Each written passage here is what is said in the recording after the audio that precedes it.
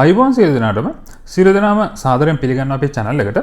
ඉතින් අපේ මේ channel එක හරහා ඔයාලා දන්නවනේ අපි නිතරම කතා කරපු දෙයක් තමයි මේ අහස උසට නැගලා තියෙන වාහන මිල ගණන් අඩු වෙන්න ඕන කියන මතය තමයි අපි දිගටම හිටියේ. ඉතින් ඔන්න මේ වෙනකොට අපිට අස්පනා අපිටම බලා ගන්න පුළුවන් මේ වෙද්දි වාහන මිල ගණන් අඩු වෙමින් තමයි පවතින්නේ. ඉතින් වාහන ආනයන සීමාවන් ඉවත් කරලා වාහන ආනයනය නැවත ආරම්භ කරාට පස්සේ රජය නවතම බදු මුදල් හඳුන්වා දුන්නානේ. මේකෙදි කලින් තිබුණට වඩා මේ බදු මුදල් ප්‍රමාණය වැඩි වෙලා තමයි තිබුණේ. ඉතින් මේ කාරණේත් එක්ක වාහන පාවිච්චි කරපු අය විශේෂයෙන්ම පාවිච්චි කරපු වාහන විකුණද්දී ඉතා ඉහළ මිල ගණන් වලට අධික ලාභ තියාගෙන වාහන විකුණන්න පටන් ගත්තා. ඉතින් මේකෙදි දෙපැත්තෙන්ම තැළුනේ. අපි දන්නවා සාමාන්‍යයෙන් වාහනයක් ගන්න බලාපොරොත්තුවෙන් ඉන්න සාමාන්‍ය මධ්‍යම ප්‍රාන්තිකයා තමයි දෙපැත්තෙන්ම තැලීමක් සිද්ධ වුණේ. ඉතින් ඒකෙදී අපි දන්නවනේ වාහන මිල ගණන් කොච්චර වැඩි වෙලා තිබුණත් වාහන මිලදී ගත්ත අය හිටියා.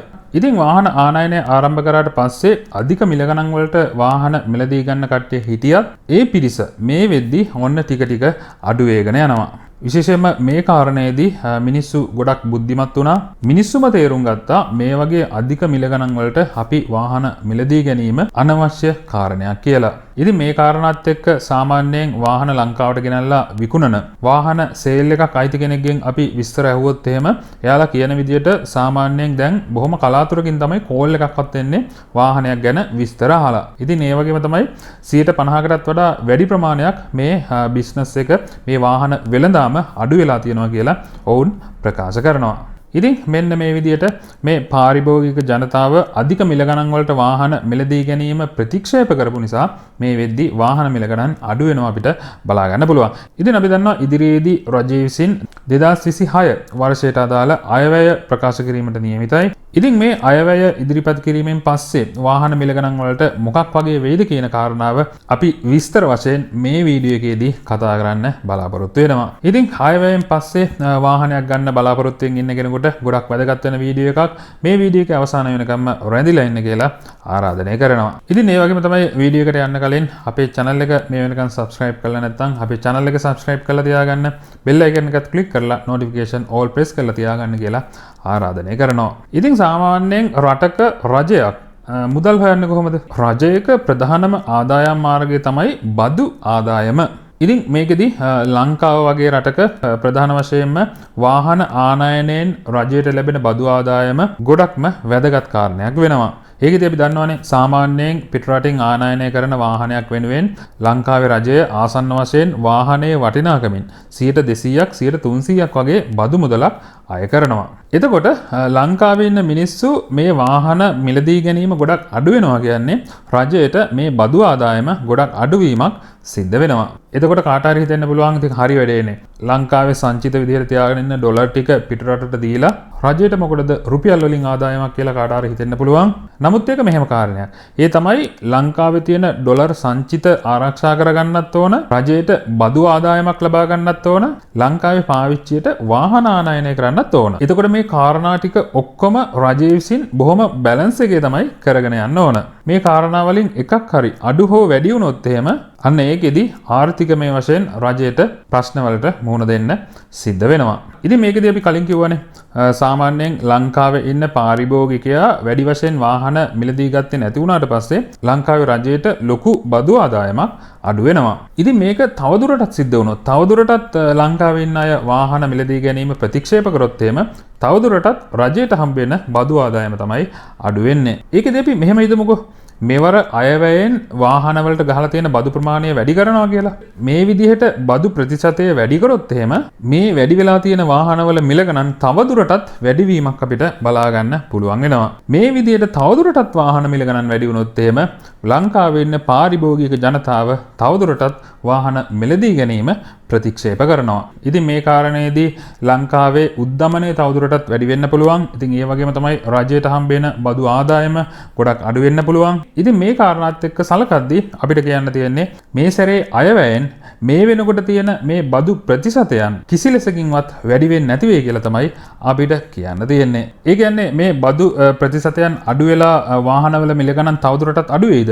ඔව්, ඒක වෙන්න පුළුවන්. විශේෂයෙන්ම රජය ප්‍රකාශ කරනවා, විශේෂයෙන්ම ජනාධිපතිවරයා මට මතකයි එක තැනකදී ප්‍රකාශ කරනවා මේ මධ්‍යම ප්‍රාන්තිකයන්ට වාහනයක් මේ වෙනකොටත් මිලදී ගැනීමට ඉතාම අපහසුයි. මේ වාහනවල මිල ගණන් දරන්න බැරි තරම් ඉතා ඉහළ අගයකට ගිහිල්ලා තියෙන නිසා මේ අයට වාහනයක් මිලදී ගැනීමට හැකියාව නැති වෙලා තියෙනවා කියලා ඔහු එක තැනකදී ප්‍රකාශ කරනවා.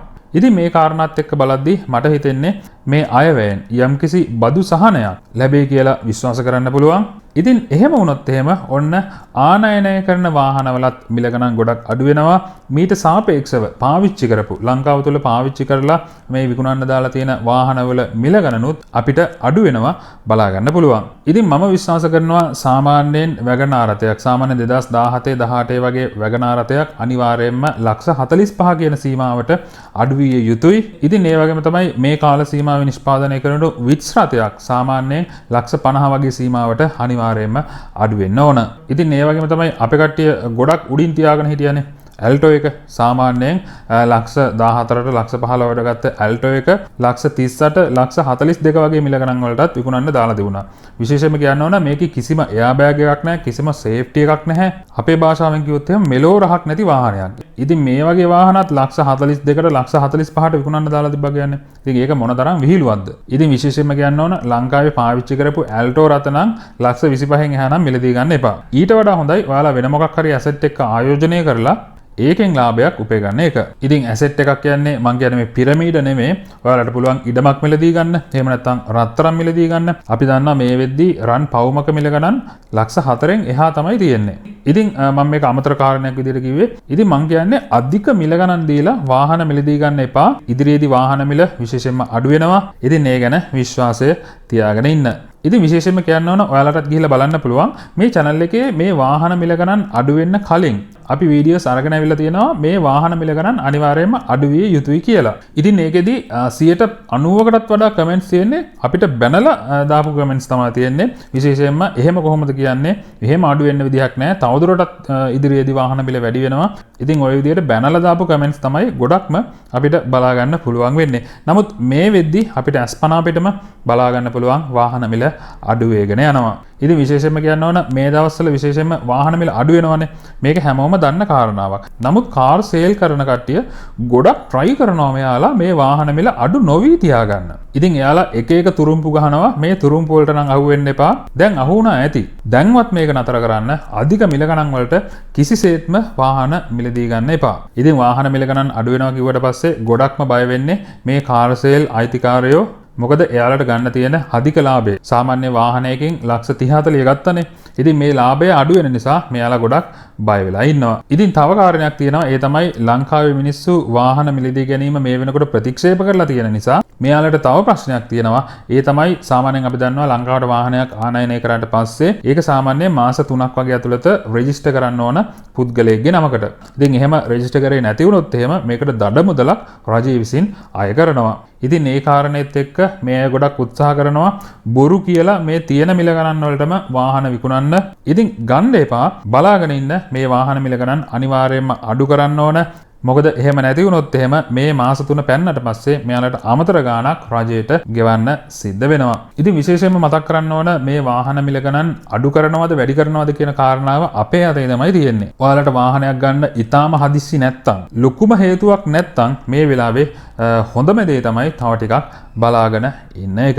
මේ තියෙන මිල ගණන් සෑහෙන ප්‍රමාණයකින් අපිට අඩු වෙනවා බලා ගන්න පුළුවන්. ඉතින් මම දන්නා මේ වීඩියෝ එකටත් අනිවාර්යයෙන්ම බැනලා කුණුහරුප කියලා අනිවාර්යයෙන්ම කමෙන්ට්ස් වැටෙයි. ඉතින් කරන්න දෙයක් නැහැ. මම මේ කිව්වේ ඉදිරියේදී සිද්ධ වෙන්න නියමිත දේ. ඉතින් සාරාංශයක් විදියට අපිට කියන්න පුළුවන් මේවර අයවැයෙන් 2026ට අදාළ අයවැයෙන් වාහන වලට අදාළ මේ බදු ප්‍රතිශතයන් වැඩි වෙන්නේ නැති වෙයි කියලා අපිට ලොකු විශ්වාසයක් තියෙනවා. ඒ වගේම තමයි මේ බදු ප්‍රතිශතයන් වලට යම්කිසි සහනයක් ලැබෙයි කියලාත් අපිට විශ්වාසයක් තියෙනවා.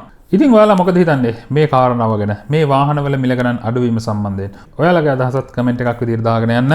ඉතින් ඒ වගේම තමයි වීඩියෝ එක අවසන් කරන්න කලින් මතක් කරන්න කැමතියි අපේ මේ channel එක හරහා ඔටෝමොබයිල් සම්බන්ධයෙන් වීඩියෝස් රාශියක් අරගෙන අවිල්ලා තියෙනවා. මේ ටිකත් නරඹන්න කියලා ආරාධනය කරනවා. ඔයාලට වාහන සම්බන්ධයෙන් හොඳ අවබෝධයක් හොඳ දැනුමක් මේකෙන් ලබා ගන්න පුළුවන් වෙයි කියලා මම විශ්වාස කරනවා.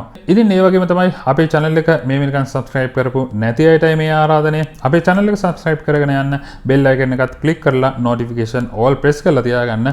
අපි වීඩියෝ එකක් දාපු සැනින්ම notification එකකින් ඔයාලට දැනගන්න පුළුවන් වෙනවා. එහෙනම් මේ වගේම තවත් වැදගත් වීඩියෝ එකකින් නැවත හමු වෙනකන් සියලු දෙනාටම සුබ දවසක් කියලා ප්‍රාර්ථනා කරනවා.